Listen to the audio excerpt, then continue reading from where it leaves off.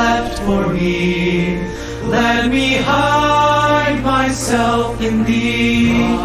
Let the water and the blood from thy rib inside which flow be of sin the double cure. Cleanse me from its guilt and power.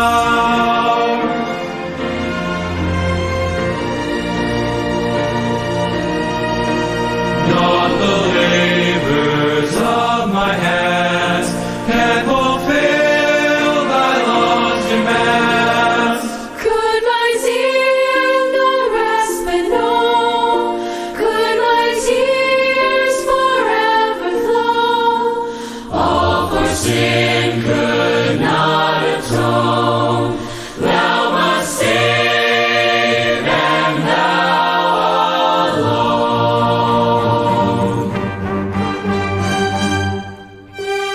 When my pilgrimage I close, victor o'er the last of foes, when I soar to worlds unknown, and behold thee on thy throne, Rock of ages, rock for me, let me hide myself in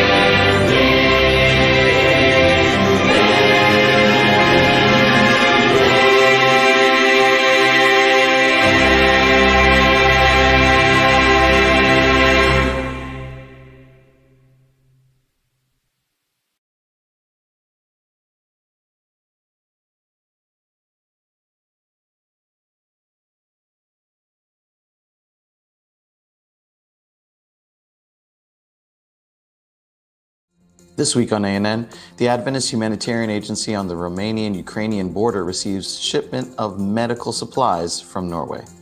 Hope Channel creates a series that tells the stories of Ukrainian refugees.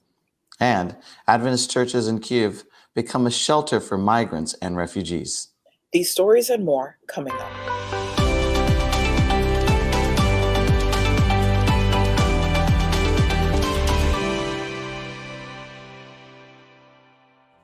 Thank you so much for joining us this week. We start this week's edition on the border of Romania and Ukraine, where ADRA, the Humanitarian Adventist Relief and Development Agency, has a warehouse for receiving and distributing aid to the Ukrainian people.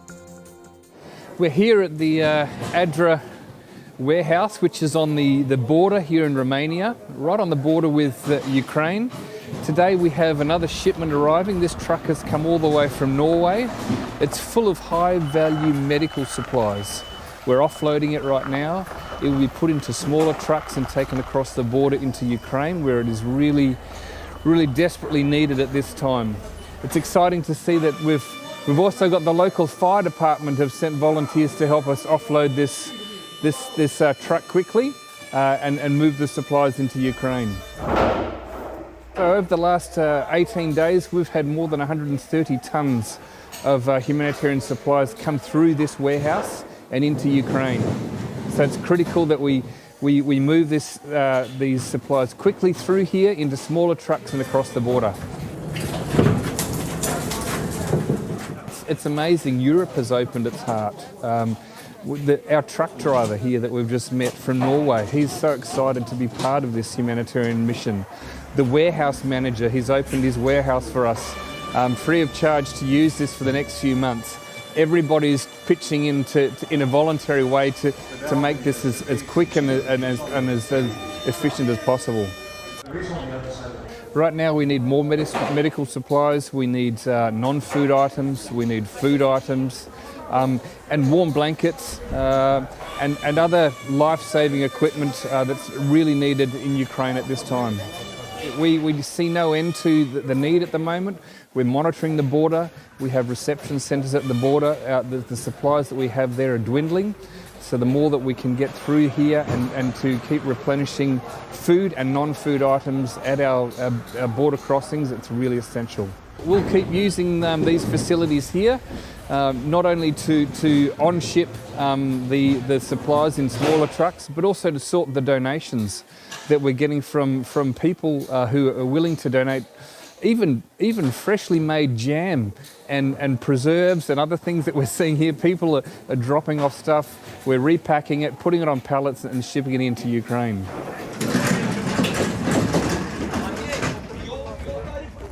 I was really excited for this trip because I have 2 children in home, 5 and 10 years old, 1 girl and 1 boy. And I see the news of people, how they have it in Ukraine. Kids came over the border and have nothing.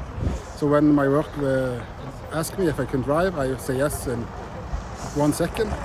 The trip was 3,078 kilometers from Stavanger, Norway to here. For me, it's good to do something for people, and I will probably remember this the rest of my life, that I have a drive so long trip, and I'm really happy to help.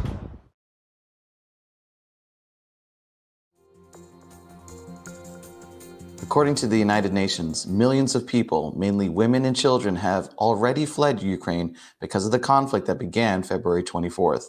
Millions of people in eastern Ukraine are currently dependent on humanitarian aid.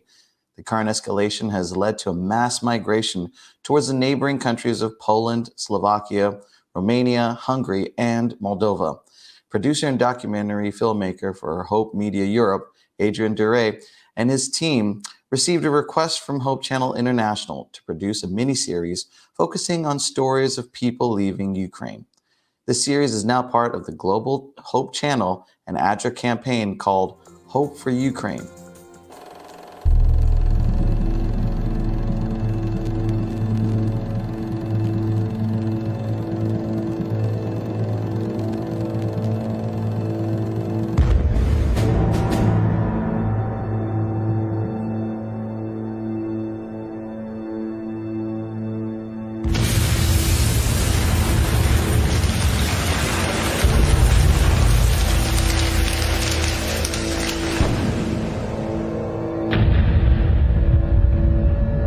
С первого дня мы уже слышали выстрелы. Я тогда был утро, где-то в 5 часов, 5:30. Я слышал взрывы. Я сначала подумал, что что-то, какая-то газовая труба взорвалась, а там, получается, уже начали стрелять, взрываться. Там бомбы. С первого дня, это с 24 февраля. 24 февраля с 5:30 я уже слышал взрывы.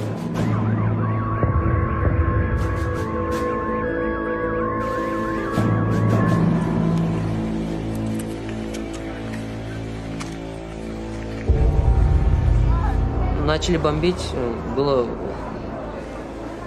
какой-то ажиотаж был, все люди не понимали, что взрывается. Но потом уже все догнали то, что началась война.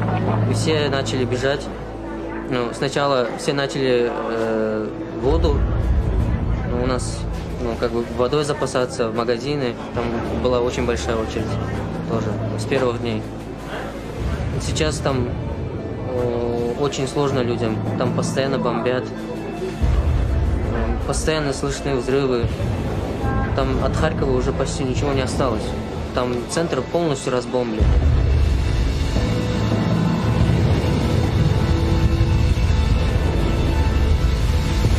Просто хотели оттуда уехать, там настоящая война.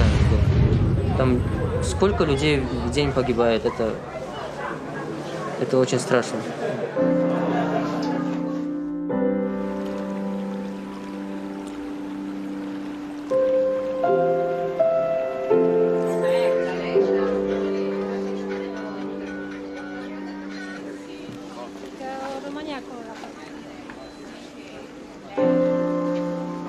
Мы все надеемся, что быстрее наступил мир, чтобы главное, чтобы люди не погибали, мирные жители.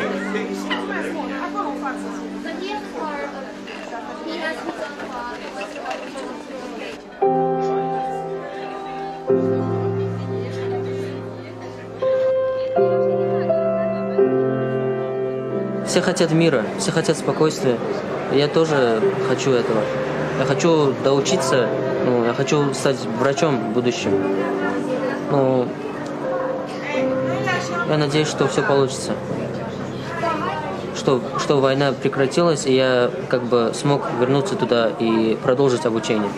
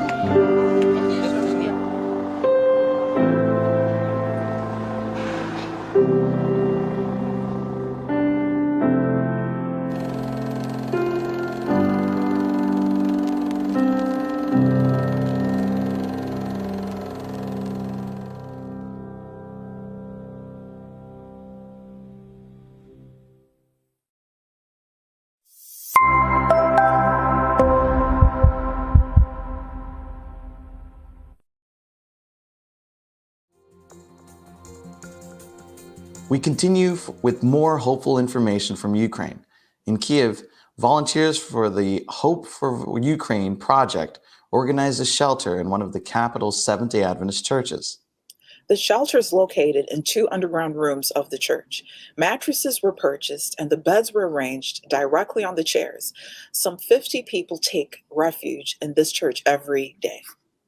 From Kiev to Poltava, a city located about 220 miles east of the Ukrainian capital, Poltava is a city that hasn't been reached by Russian troops yet, so there's a possibility to provide effective protection and assistance to migrants. Every day, volunteers of the Hope for Ukraine project prepare food and take it to train and bus stations in Poltava so that people there may have a warm lunch and hot tea. Volunteers also visit the most vulnerable people, the elderly, the lonely, and migrants, and help them with specific health needs. Coming up, we will talk about a very special place, even more than special, the ideal place to be. Plus, you will get to see the exciting story of a couple who encouraged a community in Zimbabwe by their determination to show God their love.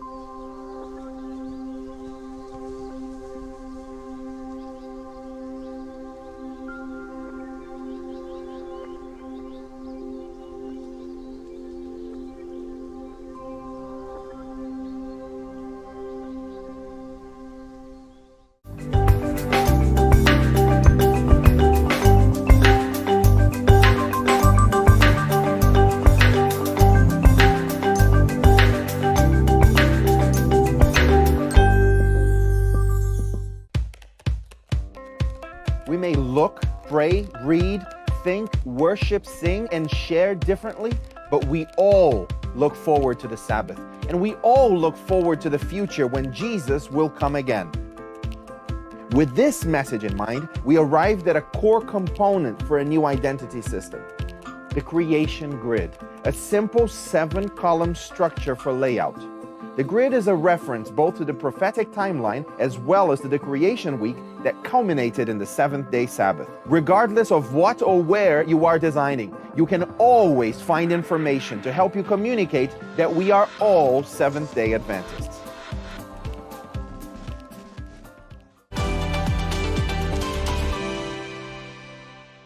Welcome back.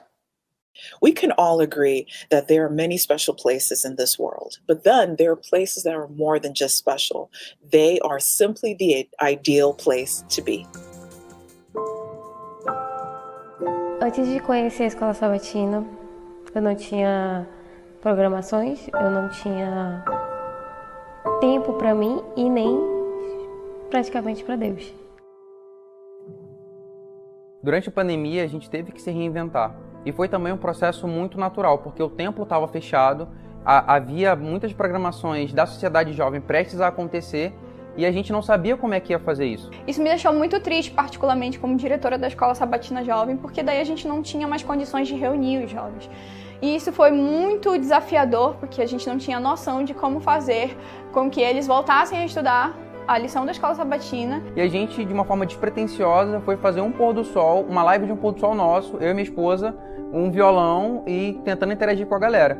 Foi aí que surgiu a ideia da diretoria da SWAT em fazer a Escola Sabatina Jovem por meio de live no Instagram da SWAT. E as lives foram crescendo, pessoas de outras igrejas começaram a assistir a nossa live, a gente perguntava de onde eles eram, pessoas do Brasil todo começaram a assistir a live, pessoas que não eram adventistas começaram a assistir a live. Eu estava em casa sozinha, sem fazer nada, como sempre, e fui mexendo no meu Instagram e fui pesquisar igreja adventista. O Thiago começou a ter a ideia de falar na live para quem quisesse, por exemplo, estudar a Bíblia com a gente, que falasse, que mandasse um direct e tudo mais. O Espírito Santo ficava na minha mente falando, olha, ela não pode ser um fim, ela tem que ser um meio para a salvação de almas. E vocês estão na internet agora, então aproveita esse momento, pergunte se alguém quer aprender mais sobre a palavra de Deus. E eu comecei a fazer essas perguntas. Quando eu entrei, eu simplesmente me impactei, gostei sobre a conversa que estava tendo e eu fiquei até o final. Foi quando falaram se alguém queria receber o estudo, e eu me prontifiquei e quis. O pessoal da nossa equipe de mídia já foi conversar com ela, pegou o WhatsApp dela, me mandou e eu comecei a falar com ela. A gente fez questão de ir até a casa dela entregar uma lição e a partir de então a gente começou a fazer estudos bíblicos online, coisa que a gente nunca tinha pensado que ia acontecer. Comecei a fazer os estudos e fui me interessando e todas as dúvidas que eu tinha na minha cabeça eles tiraram. Quando não era o Thiago, era Edwin e ele estava o tempo todo ali. A gente sempre jogava convites para ela, falava da SWAT, ela sempre se interessou, achava muito legal, mas a gente não via que ela vinha participar dos cultos com a gente. Até que a gente percebeu que ela não tinha ido à igreja ainda, porque ela não tinha condições de ir. Quando a gente percebeu, a primeira coisa que a gente ofereceu para ela foi para buscá-la. E quando eu cheguei aqui, toda acanhada, lógico, e eles falaram, amiga, fica à vontade, aqui é a tua casa. Fiquei, comecei os louvores e comecei a chorar, porque foi uma presença bem gostosa. E eu realmente senti que aqui era um lugar certo de todos os sábados eu vim.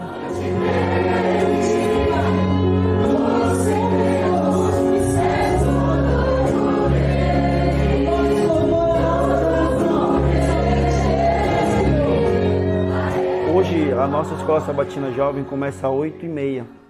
Na nave da igreja ela começa às 9 horas. Mas quando dá 8h40, no máximo 8h45, já está completamente lotado. A gente tem que mandar as pessoas ir para a nave da igreja. Por quê? Porque os jovens estão sedentos. Porque eles se sentem em casa. Então o louvor, a gente dá muito valor a esse momento, por quê? Porque o louvor, na verdade, é uma preparação para tudo que está acontecendo ali. O louvor é a entrega, é o momento em que todo o salão participa. Não é só uma pessoa que vai falar, não é só a pessoa da frente, não é só alguém que vai participar. Não, é o momento em que todos se unem para fazer uma só coisa, que é louvar a Deus. Depois da música, a gente tem um momento especial de oração com cada um deles. E uma coisa que atrai muito é o momento da visita. Quem é visita, a gente já recebe, abraça, pergunta se está tudo bem, como foi a semana, e a pessoa se sente assim, um turbilhão de sentimentos por tudo que está acontecendo naquele momento. E aí depois de nós termos essas partes que são importantes para a adoração, nós vamos para aquilo que nós chamamos de prato principal, que é o estudo da lição. O maior tempo é para o estudo da lição. A primeira vez que eu cheguei aqui, eu comecei a ajudar. E eu falei pra mim mesma, eu quero fazer alguma coisa. Eu não quero só entrar, sair, sentar, ficar ali, voltar pra casa. Todo mundo ia pro culto e eu ajudava a arrumar as cadeiras. Foi quando eu conheci a SWAT. Ela já começou a trabalhar, ela estudava, fazia os estudos online, fazia alguns estudos presenciais e a sociedade jovem teve um papel importantíssimo nessa integração. Mesmo onde nós estamos, nós podemos alcançar outras pessoas. Hoje ela está inserida na sociedade, ela faz parte da sociedade, ela ajuda na escola sabatina jovem, ela vai para as atividades da sociedade. Ela é muito valorizada ali, todo mundo sabe que ela é a vivida SJ. E ali ela começou mesmo a encontrar Jesus em todas as suas formas. Então, comecei a me preparar espiritualmente, mentalmente. Então, quando chegou no dia do meu batismo, eu falei, eu realmente quero sentir. Realmente eu quero fazer parte.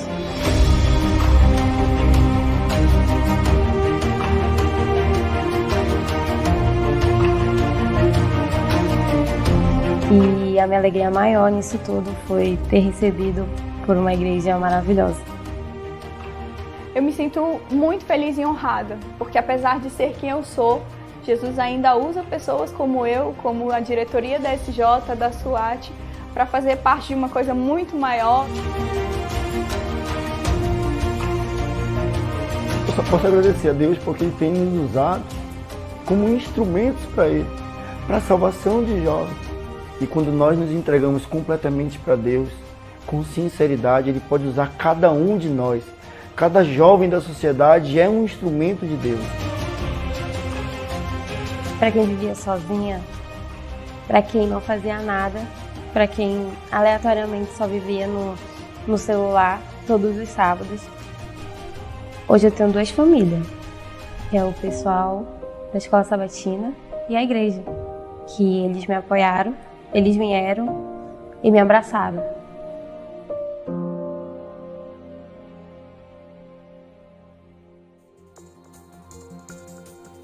Coming up, David Trim shares the story of John Gottlieb Madison, the missionary who spread the Seventh-day Adventist message in the countries of Scandinavia. And later, we will go to Zimbabwe in southern Africa to learn the exciting story of a couple who encouraged a community by their determination to love God.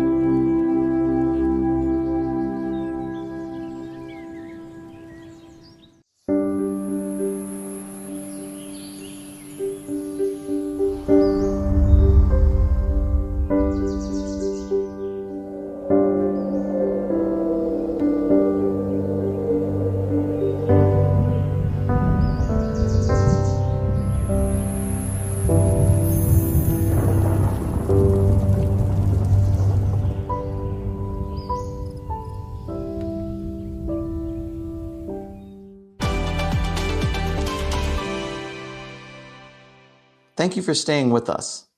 We are now going to Zimbabwe in southern Africa to watch the story of a warm couple who unknowingly encouraged a community by their fervent love of God. It all began when they donated 3 cows and a bull for the Lord. Adventist Mission has the rest of the story.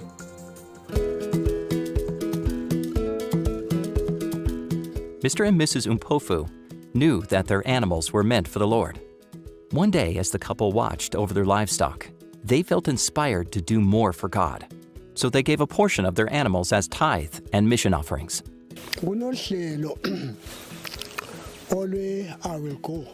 What moved us as husband and wife to not just give our tithe, but also a bull as offering, is the current GC strategic plan of I Will Go. That challenged us very much because the Bible says everything belongs to God, and we are just His stewards. We're following the scriptures that there's great blessings in giving, and that touched our hearts so much because the Lord has been so good to us. Out of the 31 animals they owned, they tithed 3 cows and gave 1 bull for the mission offerings. This gesture not only encouraged the visiting church elders who collected the animals, but it caught the attention of neighboring church members as well.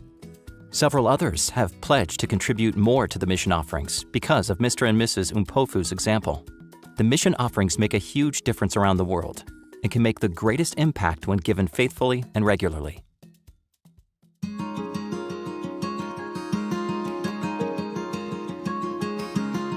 Mr. and Mrs. Umpofu's country of Zimbabwe is home to Salusi University. Founded in 1894, this Adventist institution educates students from all over Southern Africa. Zimbabwe is part of the Southern Africa Indian Ocean region. This territory is home to more than 4.3 million Adventists.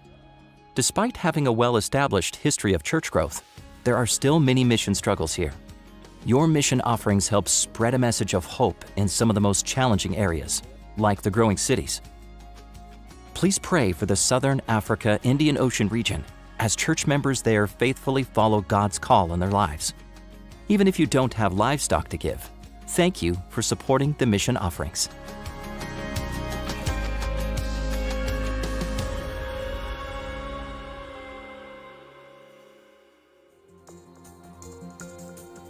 Watch this and other mission stories online by visiting AdventistMission.org and clicking on videos at the top. And now, let's turn to David Trim for today's look back at Adventist history.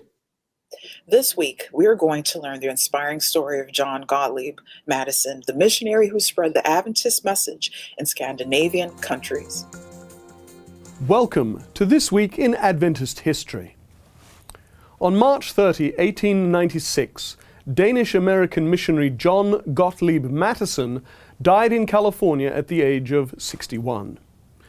Born in Denmark in 1835, John had emigrated with his family to the United States in 1854. They initially lived in a log cabin in the U.S. state of Wisconsin.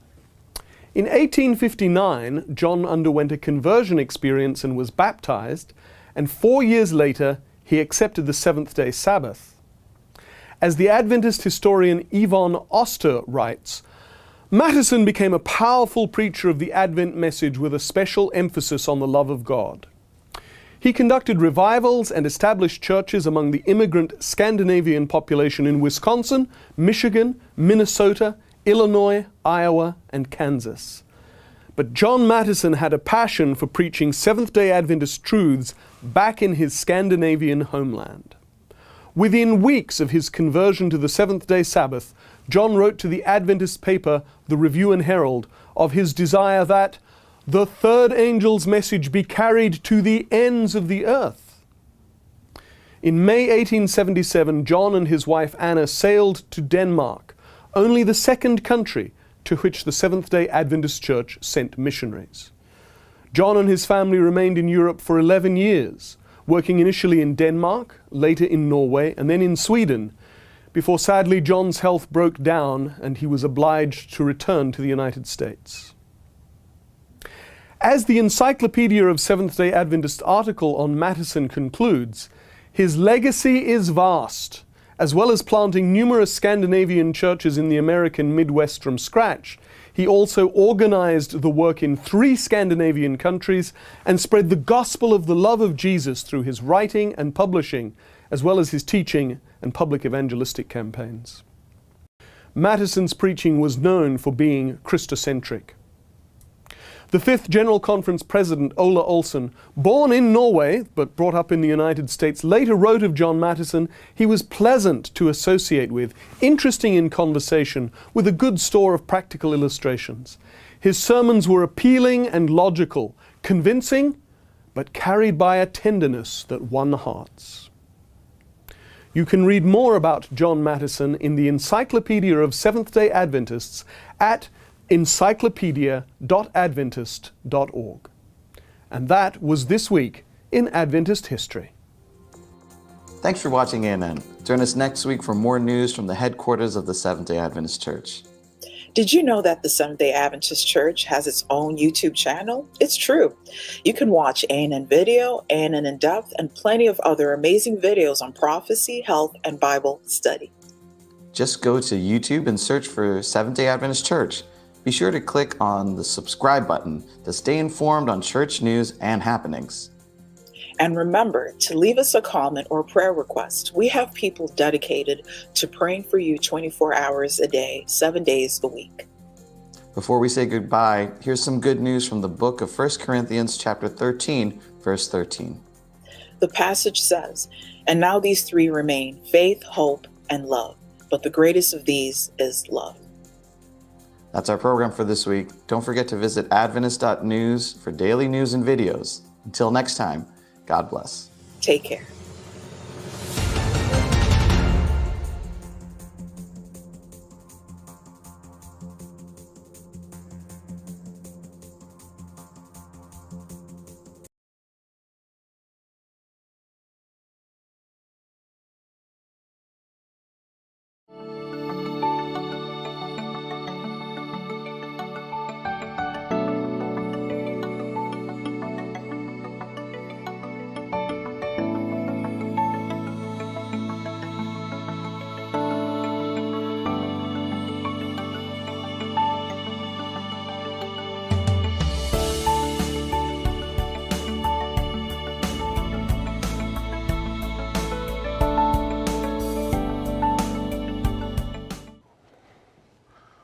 E whaatalo whatu ia te oele wō pa anga masani o tātou porkalame o le Lesona wha moi moi.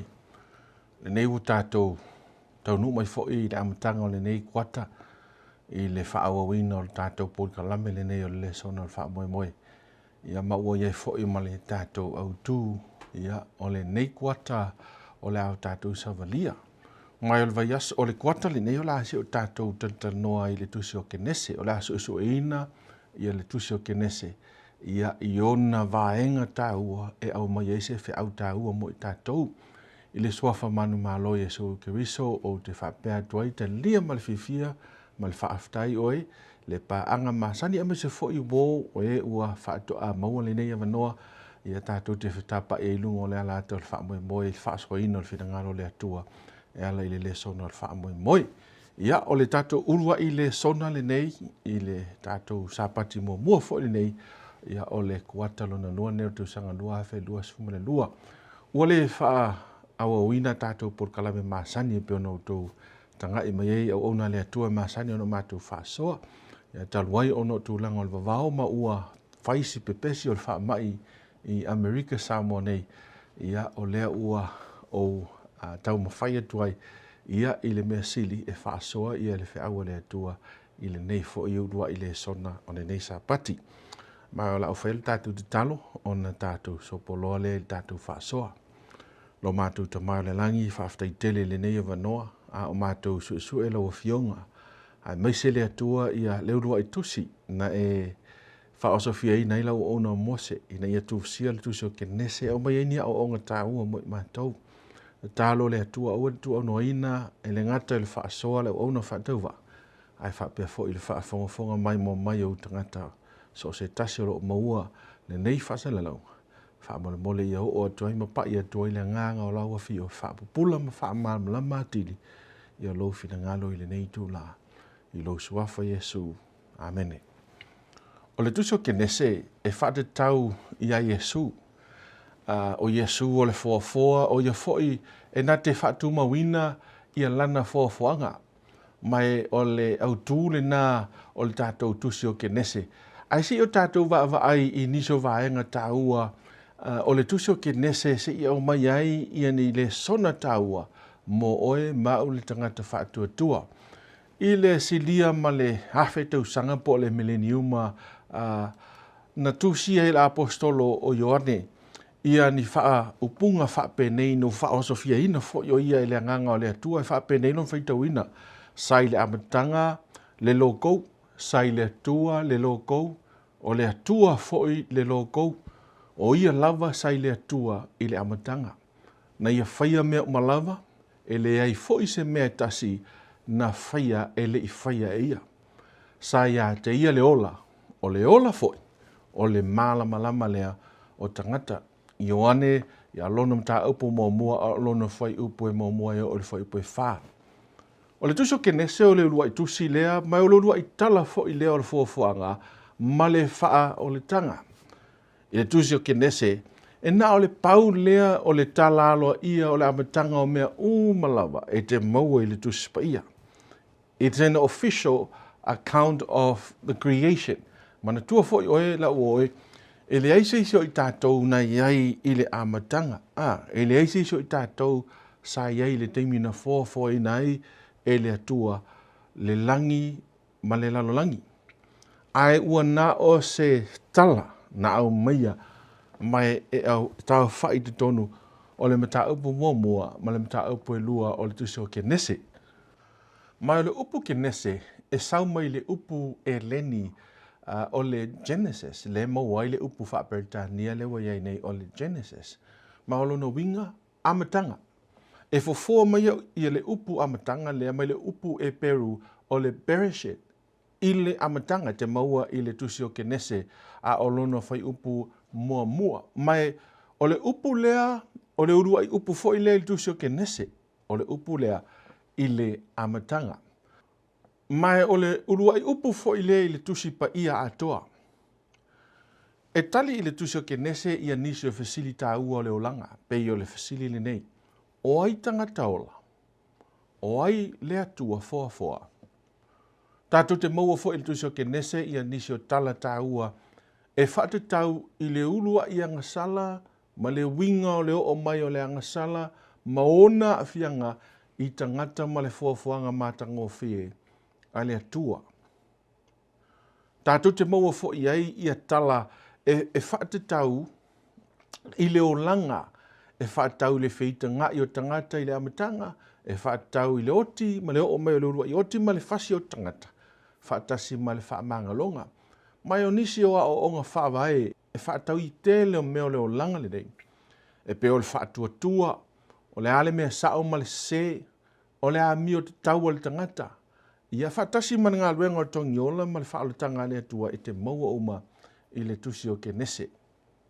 Le lasi o tātou su e loa i le Lesona o le vai aso le nei. Ua whaautuina o le Foafoaga. I le tusi o ke nese lo mta upu mua, alono whai upu mua, le whai upu lea e te talai i le tusi pa ia ma le tusi o ke nese.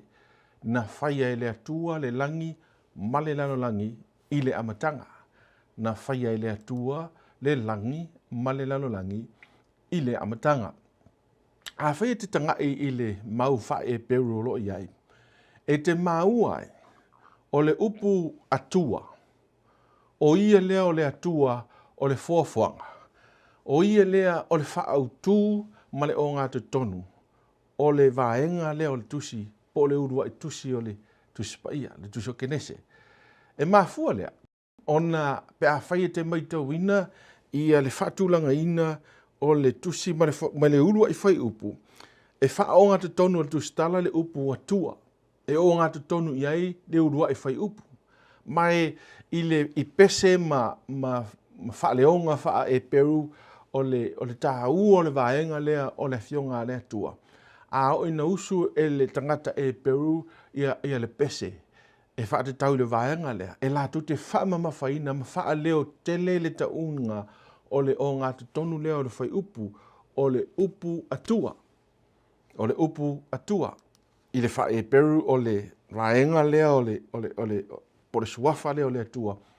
O le Elohim. Elohim e o ngā te tonu la i le whai upu. Mai tau mai woi. E lua tusi o le tala o le Foafoaga lea e te tonu o le vaenga lea o le tusi o kenese. E te maua i le kenese mua, lona whai mua, e o le whai upu e lua, ma lona whai upu e wha. Ma tā upu e lua, lona whai upu e wha. O le vaenga mua na o le tala o le Foafoaga. Ma le tala lona lua, e te maua i le kenese lona tā upu e lua, lona whai upu e wha, e o le whai upu e lua, suma lima, mai tau mai. Molo si la fia, e le iei whai upu i le teimina tusi i tala. O me o whai upu ma tā upu. Ia o mea sa wha o popo iai e tangata na o lātou tu whata sia le tusi pa ia. Ina ia whai ngō fie o na tātou mai tauina ia vaenga o ngā vaenga o le tusi pa ia. O ta otoa ia whamtalanga ma ia whai upu ma vaenga tā ua o le tusi pa ia. Mai o le ta otonga la lea. O le urua i tala o le Foafoaga i le mta upu mua, whai upu mua i le lua, mta upu e lua whai upu e wha. Ma le vaenga lona lua i le mta upu e lua, a mata mai foi upe whae o foi upe lua suma le lima. Mai tā hua ia vaenga ia lua. Ono o mai ai ia wha mamafa e lua i suafa e lua o le atua. O lo tā ua mai vaenga ia lua le tala. I le vaenga mua le tala o lo tā mai ai le suafa mua o le atua o le Elohim. Pe ona u tā ua. Elohim i le foi mua le nai o ngā tonu lava ia le upu Elohim. O le ale winga o le suafa leo le atua. O le winga o le Elohim o le sili ese ma le malosi ma tautia o le atua. I lona whaatulangana ma le vaenga o le ngangana wha e peru. O le upu Elohim o le upu numera tele. Ele o le numera tele o na tele ni atua e peo nta tono e nisu tangata. Ai numera tele i le winga wha e peru ma le winga na tusi e le tustala. I le matautia ma le tu ese o le atua mai lona matautia ma le sisi le ese e le ma whaatusalia le atua i se tangata. Ma lo winga na le ngua Elohim e tu ese mai lava le atua mai i tangata. Lono winga e le iai whaatasi le atua ma le ta ua whaatasi le atua ma tangata. Ona e matautia e tu ese lava ia malona mamalu malona matautia. O le winga na o le upu Elohim. O le vaenga lona lua o le talo le foafoaga o lo iai i le upu Yahweh po o le ingoa po le suafa le o le atua Yahweh. A whaite mai tawina i le tusinga o le upu le o le Yahweh e nao ngā au mo meo consonants. E le eini vau eli o iai i e masani ono o tō whaafonga e mafua mai. Ona e le ua tangata e Peru ma le whaaleoa e tangata e Peru i le suafa mamalu leo le atua. Ai le suafa leo le atua e tau mai ai le lata tele mai o le atua i ona tangata. The closeness, you know, it denotes the closeness and a relationship, a relational God. O le atua e mafuta mai, o le atua e lata mai i ona tangata. Mai pēr whaila e te mai tau mai woe, ia vaenga i e lua po suafa i e lua o le atua. Elohim e whailo mai ai i le supremacy o le atua po le matautia po le tu ese o le atua. Ma le Yahweh o le suafa le o le atua e tau mai ai e lata mai le atua lono winga. O le atua e mamau, o le atua fo e lata. O le atua e tu ese, o le atua fo e mafuta mai i ona tangata. Mai le mawhai o na e whamatalaina whapena se tangata wai le eisa tangata ola e whapena ia ni qualities o lono langa. E le mawhai e oe mau ona tu ese to e tu lata i le taimentasi. E na o le atua ona e mamana le atua. E le i feta lai mamao mai le atua. Mana tua o tau. Ina ua whaia e le atua le langi ma le lalolangi. Ina ua whaia e le atua ia le lalolangi i aso e ono. O le ale mena whao ngai le atua. Sa feta lai le atua. Na ona feta lai o toa le atua ma tu mai le mea ma le mea. Ai ina ua ooro ina ua whaia e le atua le tangata. Sa a apa mai le atua. Sa a luifo le atua i le pala. Sa ia punou i lalo. Ma whaia le tangata i lona lava whaatusa. O le closeness ne na o le atua. Po le lata te le maile na o le atua. Ia, lea e lai ona tā ua tātou malamalama i vaenga i suafa le atua. O suafa lai o le atua e lua. O loo whao ngā ina i le tala o le foafoaga e tau mai ai le atua. Ma o loo wha mamafa mai ai le atua. E o ngā te tonu lava le atua i lana foafoaga ma o lona mana matautia. Ma le malos. E le mata ea. Ma e te tau i le tangata soifua. O nā mana ia le atu langa matautia. Ma whaalango tasi atu i le atua. Aua o ia na whaia i tātou. Mai ana mafuanga le oe e lai ona tele pese i te tono pese salamo i whaatasi maisi pese te moa isi vaenga o le tusi pa ia. E wheso tai atu ai i a tapo inga ma le foafoaga pe whaate inga whaingo o fia salamo iwa suma le lima o masa ni ai tātou. I o le papa o le tātou o le tanga. Whaalinga e fito o lun whaiupa suma le wha. Te mau ai i se vainga o lo tāpua i ai i a le langi ma le atu lau uma. E ifua atu i le atu o le na whaia le langi ma le lalulangi. Ona mai ele o e ma utonu o le tala o le Foafoaga. O le ase vaaiga i le tala o le Foafoaga e winga e se ma matagofie i le maitau i ai. Te silafia, ia so umalava na whai ai e le atua ia lana Foafoaga. E uma e a le vaenga o le Foafoaga, ma whape ifo le atua ua le lei, whaatita inga le whai upe wha mai ua sila atu ia le atua i le malama lama. Ua le lei, whai upe se fulu i le kene se lava le mua. A ua whai ngoa e ia le whaapotpotongo vai o le sami, ua sila atu ia i le atua ua le lei, whai upe sumalua. O ia te ia lava o na whatu, e taitasi malona winga, ua sila atu ia i le atua ua le lei. Whai upe sumalvalu.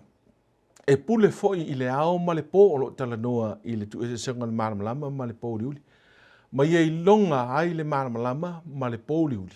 Ua sila atu i ai le atua ua le lei. Ma le whai upe lua sumaletasi. E taitasi malona winga, ma manu fele lei, e taitasi malona winga. Ua sila atu i ai le atua, whai mai a, ua le lei. Sau le whai upe lua sumalelima, le kene se lava lea e mua. A toa mea whetolofi umai le ele e taitasi malona winga ua sila atu i ai le atua. Whai mai ai le atua. Ua le lei. Tolu sumaletasi whai upu lava lea e mta upu mua ua sila atu le atua i mea uma ua na whaia whauta foi. Ua matua le lei lava. Lea la ua uma le whai mai ua le lei. A o lea la ua taunu ua tunei le Foafoaga a le atua i lona whaai unga, ma ua whaapea mai loa le atua, ua matua le lei lama. Vai wa ai oi woi. E matua le lei lava ma mai e hea le Foafoaga a le atua. O le upu e peru lea i ai le winga o le upu leo le lei, o le tova. O lona winga, le lei.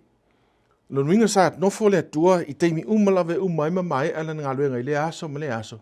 Mai e nofo mai e toi wa ai mai lo ilo mai e wa ai atu. E le lei, lona winga e work i e mea sa i a whaia. E le eise mea na i a whaia e wha le tonu lona winga e le lei. Tov. E le na o se wa ainga, o le winga o le upu lea e le na o se wa ainga fo i lea o se mea le lei ua tū mai. Ai, o le talia ma le whaaftai, o se mea matangofie ua tupu ma ua waia. Le winga na le upu tov. Aua o mea uma, na tutu mai lava ino ua whaatonu e le atua i lona mana Foafoa. E le ise mea na te ia ua tu mai fua lea, na whaatonu e le atua i lona mana Foafoa. E ala i lana upu, le mana o lana upu, ma tu mai lea mea o le Foafoa. E le heini mea sa iai mua. I le kenese lua alon whai upa lima. A o le ai lava ni vau iti uma o le whanua, i le lau ele. Ua le tutupu fo i la au, afu uma o le whanua. Awa e lei whaatatoina le ua e ova le atua i le ele. Ua le ai fo i se tangata e ngā lue i le lau ele. E tā ua le whasi whai tau lea. Ona o le teimi lea na whai e le atua lana Foafoaga. E le ini vā o ni tausanga se tele lava. Pe ona fina wina e sai e nisi ma taitanunga wha evolusi whai mai e piliona tausanga sai e mea o matters, material things, ai le i whai ai le atua mea uma. A le lau wha amau nia mai i le whai upu len tātou whai tauina. E le i iai se mea tasi le amatanga. Ai na wheta lai mai le atua, mai ai le mea. E tā ua le tantonunga lea la uoe. Ona o le whainga pito i sili lea ona mātu ia le tangata le teimili nei. O a o onga whaasai e nisi, ma o onga wha evalusi, o loo tau mawhai e titina matinia, ia le vaenga leo le tusi pa ia, o le tusi o kenese, mai tau mai oe, o le tantununga whaasai e nisi, e ta tau ona yengi matters e mawhai e ona forms e mea, ai tau te sila fia. I le mātila ma le manino mai o le afionga a le atua, e whaamau ni ai, e le eise mea sa iai le amatanga, o mea umalava o loo tātou wa aia wa iai nei, o mea na whaia e le atua i aso e ono lana Foafoaga. Now, I want to remind you, it was a literal creation. It was a a 6-day literal creation. Le vaenga lea, it's a historical account. E le o se tala fo lea tusa pe yoisi vaenga o tusa pa ia. E le o se vaenga symbolic, e le o se vaenga fo lea na ona whaailoa mai whaapea, ai o lo ona nai la lo ni tele o tausanga lea. This is a literal creation act by God. So ta ua le whamamafa le vaenga lea, ono le wa o ina e o tātou alo ma whanau te tonu o a o onga le malo, manisi o wa o onga mai tonu universite, o le wha evolusi lava ia, e le ma whai o na whaia se mea e au noa mani mea sa e momo. So, lea u wha maunia i, ta lepe i e le tusio kene se a o onga wha sai e nisi o lo iai nei, se i tātou a pāpā ve lo ono o le tātou taimi. So, e le piliona lani tausanga na whai ai le langi ma le laulangi, le ai na whai mea umalava i le mana foa le atua, e ala ilona whetalai mai. Mai tu sai ma le tanga i malamalama a le atua lava i e lana foafoanga i tātou maui sa tātou whaitawina.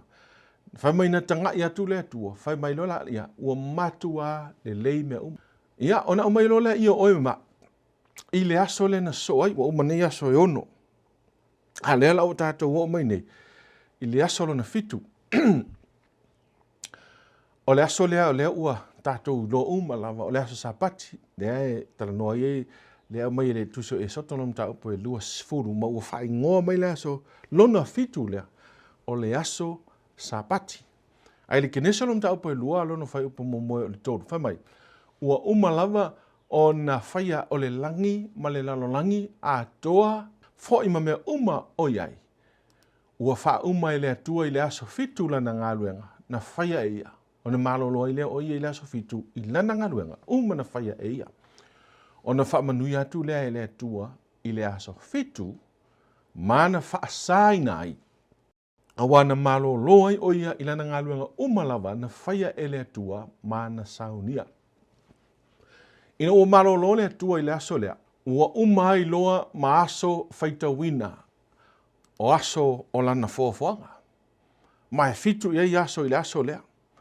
O te fia whape atu oe, as long as we see God's creation around us, you know, Sabbath will always be a day that God sanctifies for the purpose of commemorating his powerful act. Wa a whaia te toi aru i le tātou mau. A whaia te aru i le tātou mau le mafua anga. Lai a mai le atua le mafua anga nā lai o na pause, o na tā ofi i le aso lea.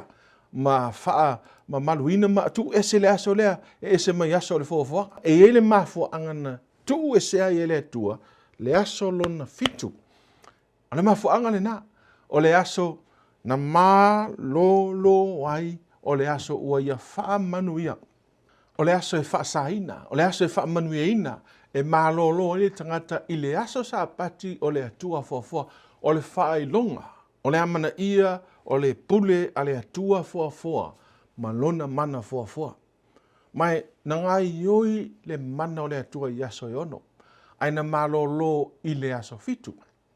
E whamanatu ai le lei ato atoa o ana ngā luenga sa whai i aso e ono. So, a to ulai se situ, e le aise ai ia lawa e tasi a au lea. Wa, le tangata na fofo ina e le atua i lona whaatusa, i le aso a le atua. Awa a whai o le atua na whaia le langi ma le lalolangi i aso e ono. O le atua fo ila le tasi nei e whapa ia ma wha sa matu e sea le aso lea. Awa o teimi tātou te whamanatu i le aso lea, tātou te mana tua i pēr lava. O aina whaia le langi i aso e ono.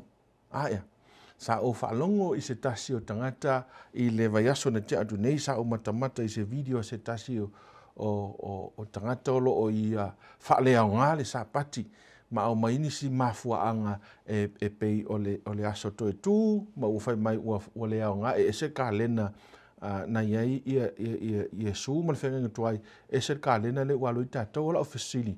Mai tā ua tele la tātou māmlama i mea, wai ono whaase se i nai tangata.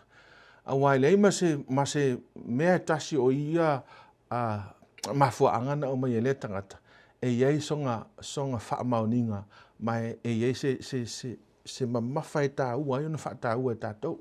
You know, there's nothing in that argument. Awa a whai e ser ka lena teimo Yesu e ser ka lena o tātou no wingo telo tātou le tapua i mamanatu i tūlanga na o le tapua i pepelo lava la yaso awa a whai whata ua e nisi i le aso sa. O lono winga, o nai se la le aso nai tuti whata ua ina, e le o le aso sa mo i la le na. Ai o le tā ua o le tātou toi wa ai, e le aise si e ka le sia pe whātua tuanga e sili ona leva i le lalolangi nei pe whātua tuanga i utaia. Mai tātou te whaamau nia mai lava i whātua tuanga i utaia.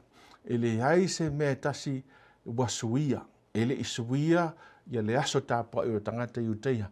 Mai a le taimi na whaavai i le atua ia le saiko lea. O te na o ina i whaataua e oe la oe ia le saiko lea. Ona o lea sa whaavai le atua e le na o ni aso. E na whaavai le atua ia ni taami o sanga tāhua i le Foafoaga lea le atua. Ma o te mna o ia iloa. O i le whaavai mai ei i le telo taami o sanga tāhua i le lalolangi nei ma me o le olanga le nei. Whaatita inga mua lava. Tasi le aso. Nea le wingo tasi le aso. Tasi le aso ina ua so le taami o sanga lea a le lalolangi i le la.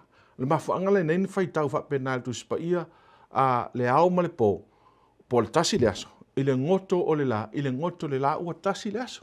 Aisea, langa fo e so o il taami le sanga le la a le lalolangi i le la. O na taulo le aso e tasi. A fia fo i aso iana, a fia fo i aso ia o mai tusa kenese. E fitu.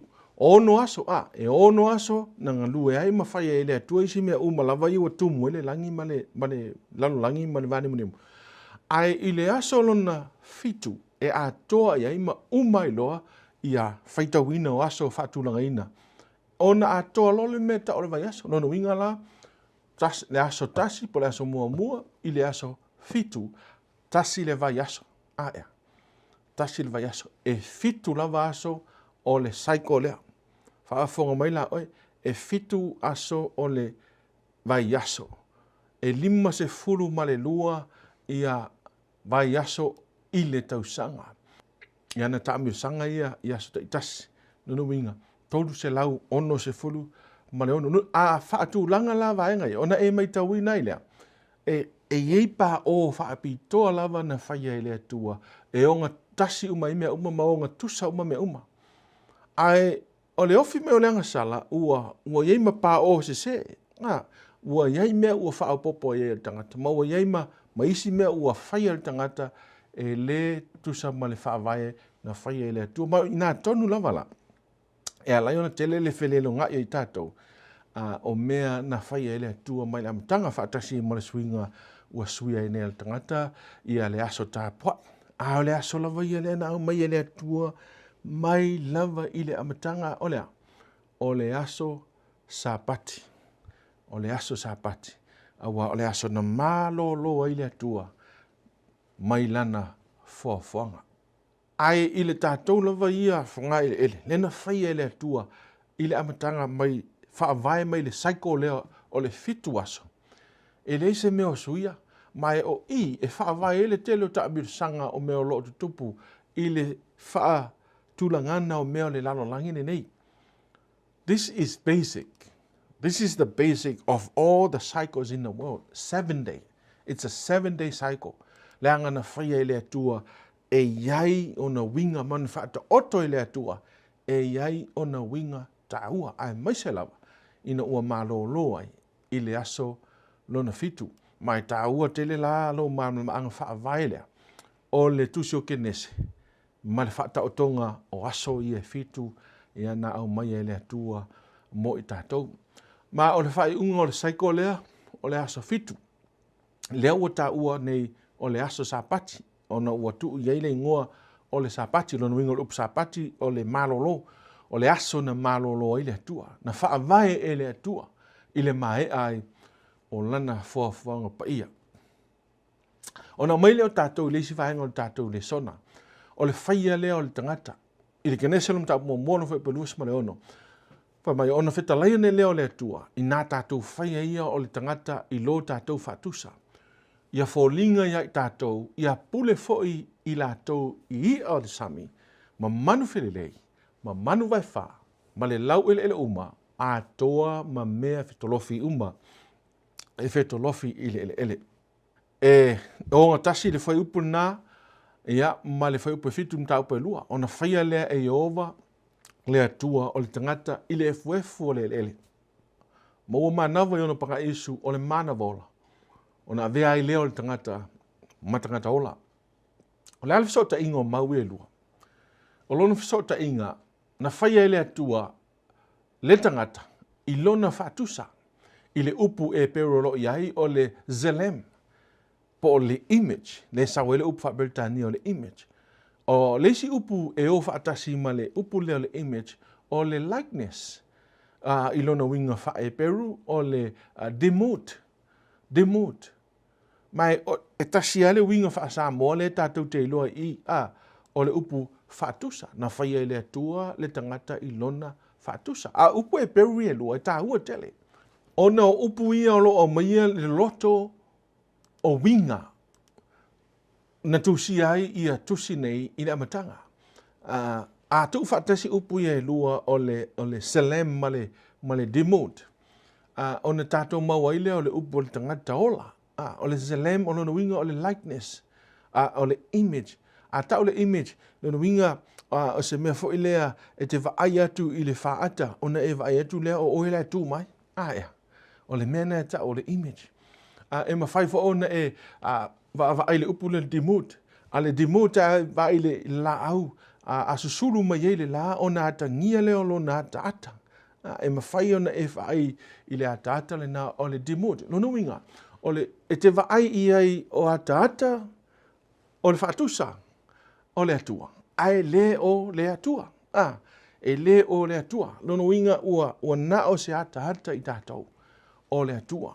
Ai alai ona tāua ia vaenga i e loa. Aua o le whaatusa leo le tangata. E te vaai e maitawina. O le tangata na whaia i le atua i le tino ma le soifua wha le anganga. Si tātou vaai mata mai mua atili. O le tangata ola na mafua mai ona iai. Ona ua manawa iai le atua tu sai mal tātou mau. Ua manawa iai le atua. O le manawa ola mai le atua. O le upu manawa lai e iai i le tātou maulena. O le nizmat. Tā ua walanga e leisi upu fo i whaatau le manawa lava le upu e peru o le ruak. Ia, po o le spirit. E tutusa le le winga. Nizmat. Ma le ruak. O whaatusa lea o le manawa po o le anganga. O leisi winga na o le upu anganga. Ai o lona winga o le upu anganga le tā ua i o le manawa ola. Mai tau mai la oe. Na whaia le atua le tangata i le fuefu male ele. O le ala na vaenga le na tua i le atua sau mai le atua. I oe. O le vaenga le na sau mai i le atua. E ese mai le fuefu male ele le sa fo mai le atua. Pe whaia le atua le atata o le atua. O le vaenga na sau mai le atua. O le manawa ola. O le nishmat. Bo le ruak. O lona winga. A tu whaatasi le manawa ola, ma le tino lea ua tino mai nei i le palapala. O na mau ai lea o le ola. O le upu pe whaperitania lea i le tangata ola o le nefesh. Nefesh, lona winga. O le upu nefesh. O le tu whaatasia le na o le manawa ola mai le atua. Ma le palapala. E te maitawina woe, alu ese le manawa ola. E toi fo i atu tangata lea. I le palapala. E le mawhai o na whialo alua i le manawa na oia. E te tau o na tuu whaatasi le manawa malea. Tuu whaatasi le manawa male physical, po le tino o na mawai lea o le metaua o le nefesh. O le wingala na o le upu nefesh. A living soul po le tangata ola.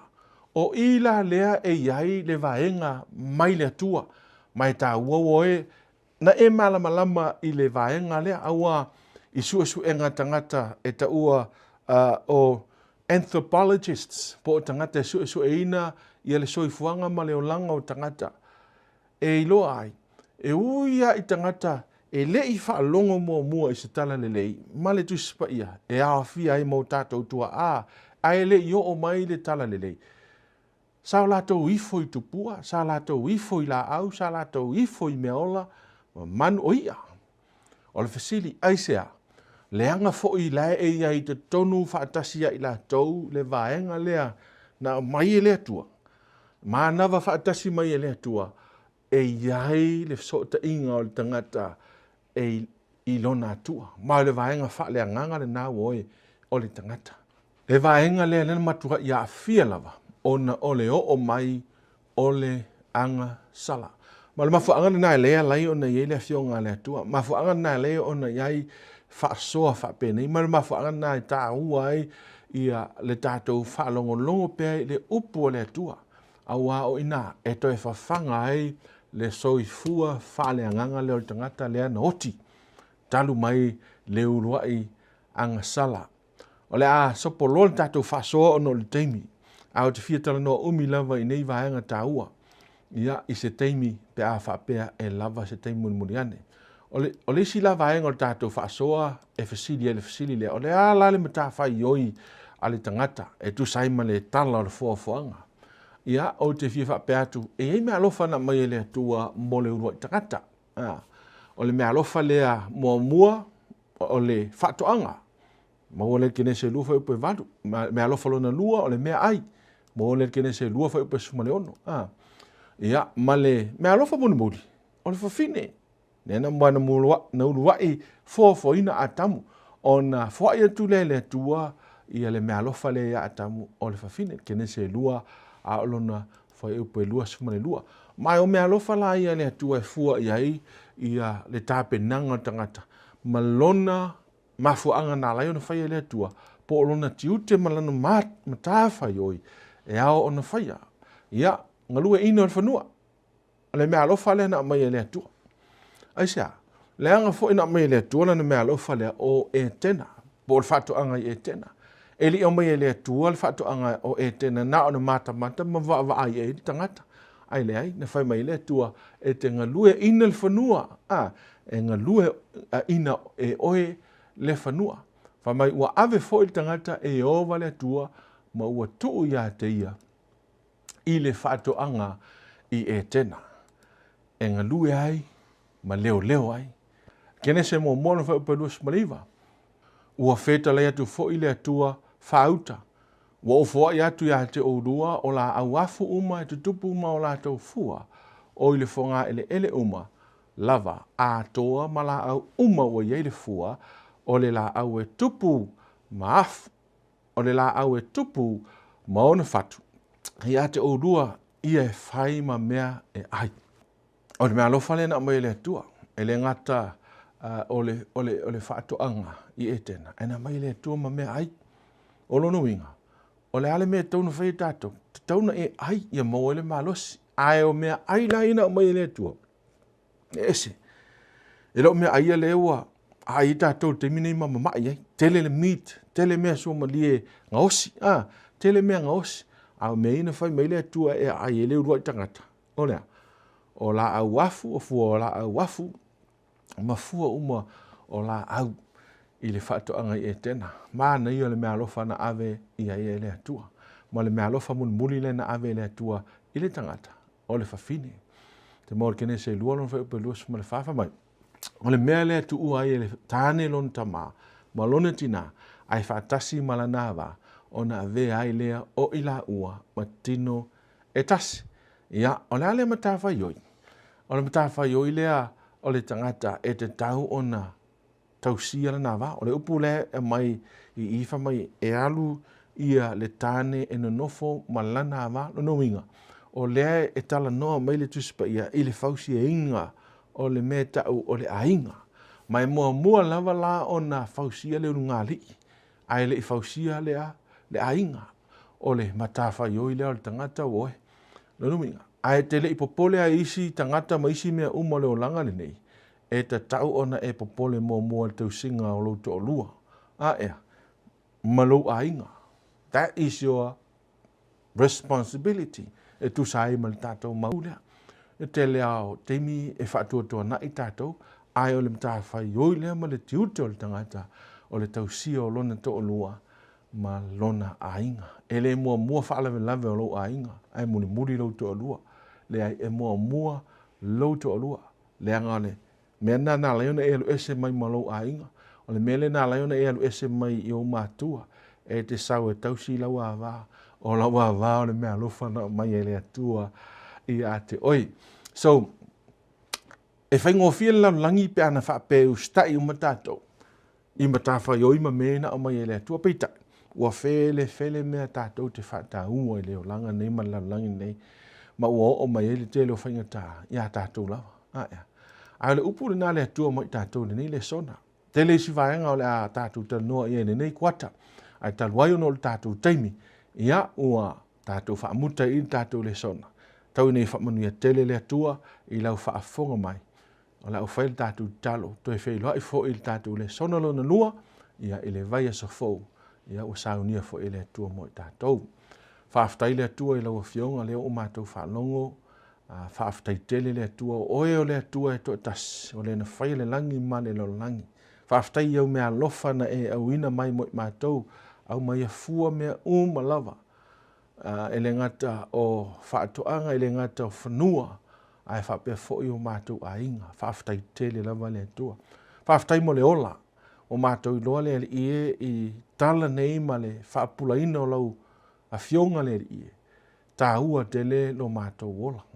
Ai sili atu no mātou tā ua. Le wha tā ua o le ola wha le nganga ma le mafuanga nā laione o mai e mātou li soifuanga nei. Ia whape nā na soaswani lo mātou ola wha le nganga o na ua whaina o le no leo o mai o le ngasala. Ia whamanuia le atua i soastasi o lo whaafonga mai mo mai o lo fia mamla mātili. Ia whape nā na e soaswani atu iai. Le leila whanau i le nei sāpati. Whaaftai le atua i lo whaafonga mai. I lo lawa suafa Yesu o mātou wala au atu ai. Amen.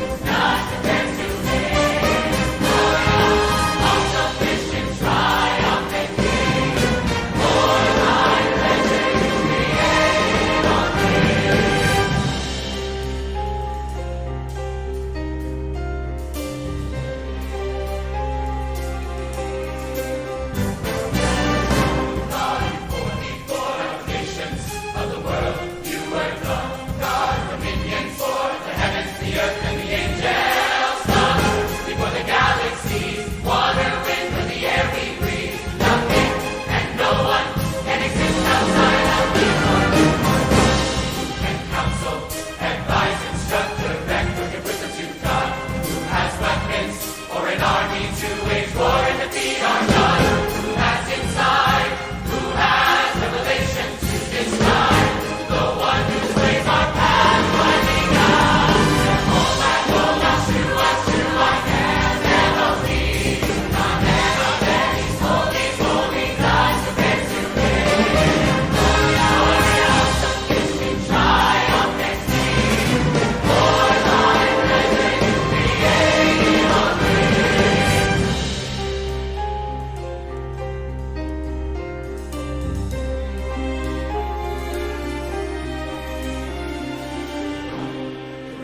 insult is to take the work of one's hands and call it God. Even greater is to take the work of his hands and call it God. Provoke his jealousy, fire burning and